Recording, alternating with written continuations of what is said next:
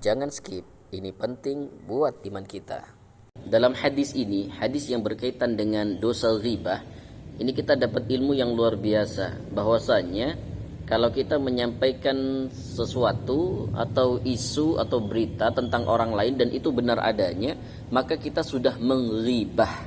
Sebagaimana tadi kata Rasulullah SAW, in kana fihi ma taqul faqad tabtah. Kalau kita menyampaikan sesuatu yang emang benar adanya, maka kita sudah menghibahi orang tersebut.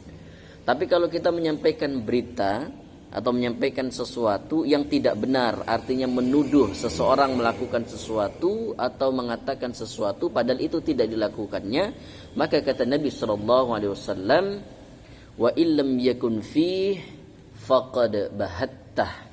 Kita telah melakukan buhtan. Jadi buhtan itu lebih tepat kalau kita gunakan untuk memaknai seseorang yang menuduh orang lain melakukan sesuatu yang tidak dilakukan.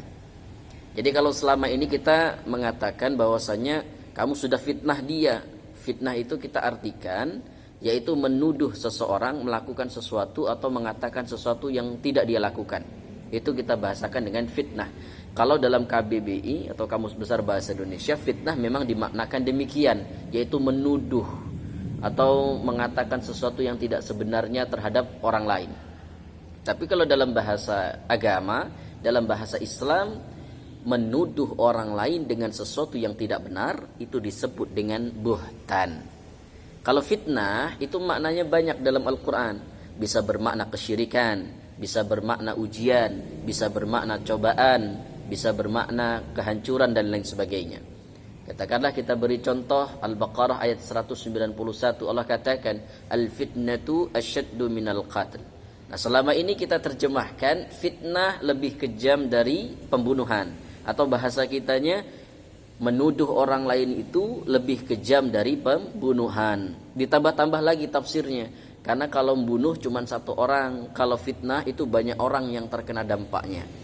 Tapi kalau kita lihat dengan jeli, ternyata ayat ini bukan berkaitan dengan hal itu. Al-fitnatu asyaddu minal qatl maknanya adalah kesyirikan itu lebih buruk daripada peperangan, karena makna ayat ini demikian. Atau misalnya kita lihat dalam surah Al-Anfal ayat 27, wa'lamu annama amwalukum wa auladukum fitnah. Allah katakan ketahuilah bahwa sesungguhnya anak-anakmu dan juga harta-hartamu itu menjadi fitnah. Fitnah di sini bermakna ujian. Ketika Allah sebutkan anak, Allah iringi dengan harta. Ternyata anak dan harta ini salah satu hal yang menjadi asbab orang banyak membangkang kepada Allah Subhanahu wa ta'ala. Orang tidak sholat gara-gara sibuk kerja.